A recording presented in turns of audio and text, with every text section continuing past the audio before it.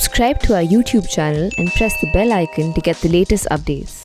Dear friends, it is an honor to be addressing the 6th Indo-Japan Samvad Conference. 5 years ago, we began this series of conferences with former Prime Minister Shinzo Abe. Since then, Samvad has traveled from New Delhi to Tokyo, from Yangon to Ulaanbaatar. In this journey, it has remained true to its fundamental objectives: to encourage dialogue and debate, to highlight our shared values of democracy, humanism, ahimsa, freedom and tolerance, and to carry forward our ancient tradition of spiritual and scholarly exchanges. I would like to thank the government of Japan for their constant support to Samvad. Friends, this forum has done great work to promote the ideas and ideals of Lord Buddha, especially among the youth. Historically, the light of Buddha's message spread out from India to many parts of the world. However, this light did not remain static. In each new place it reached, Buddhist thought continued to evolve further over the centuries. Because of the great treasures of Buddhist literature and philosophy can be found in many different monasteries across many different countries and languages. This body of writing is a treasure of humankind as a whole. Today, I would like to propose the creation of a library of all such traditional Buddhist literature and scriptures. We will be happy to create such a facility in India and will provide appropriate resources for it.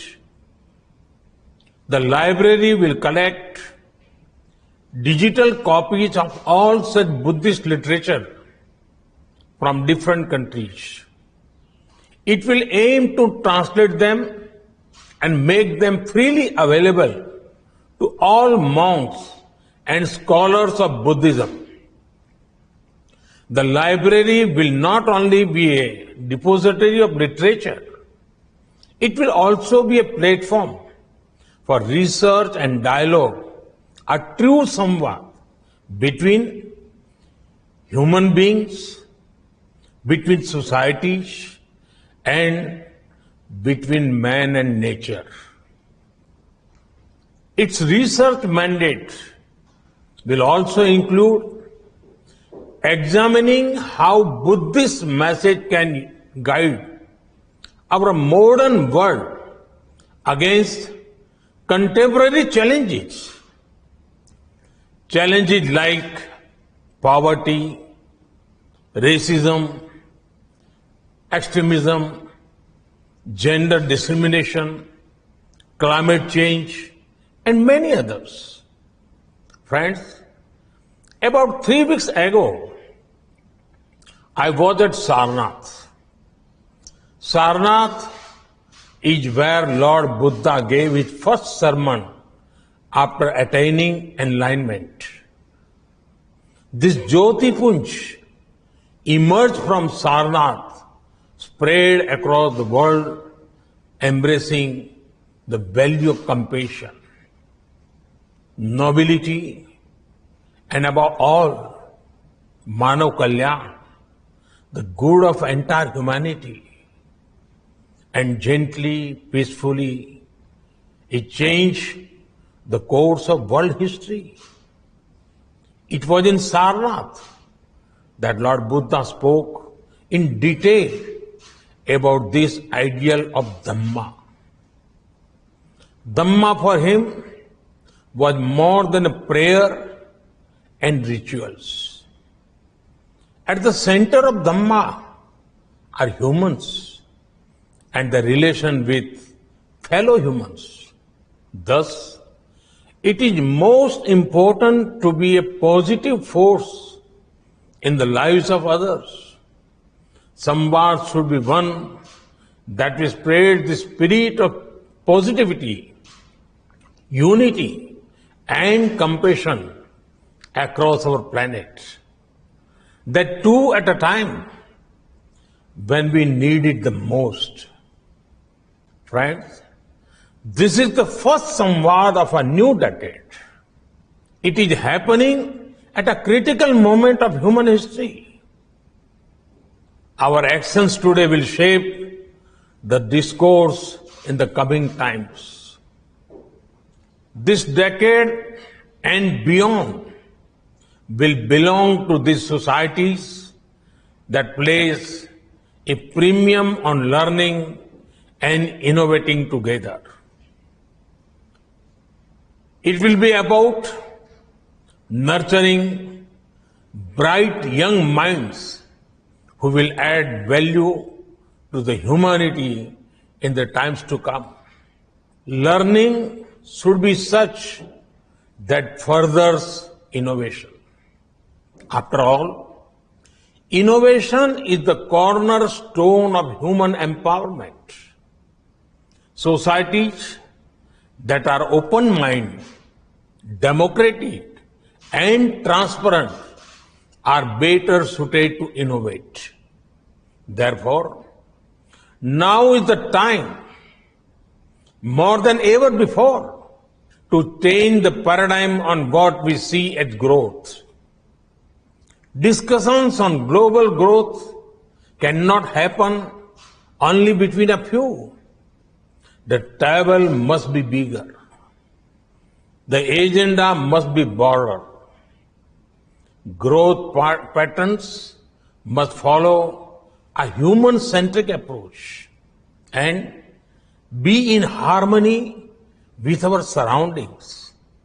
Friends, it is rightly mentioned in the Yamak Baggo Dhammapada, Nahi Beren Berani Sammantit Kudachan Averena Cha Sammanti Esha Dhammo Sandantano. Hostility will never achieve peace. In the past, humanity took the path of confrontation instead of collaboration.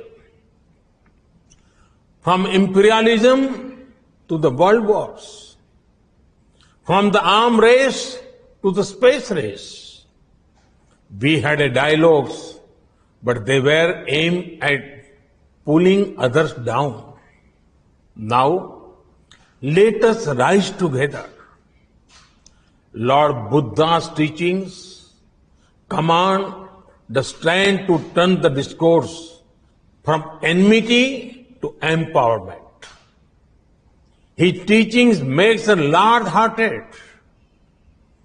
They tell us, learn from the past and work towards a better future. This is the best service we can do for our future generations. Friends, the essence of Samvad remains togetherness. Let Samvad bring out the best in us together. This is the time to draw upon our ancient values and prepare for the times to come. We must keep humanism at the core of our policies. We must make harmonious coexistence with nature at the central pillar of our existence.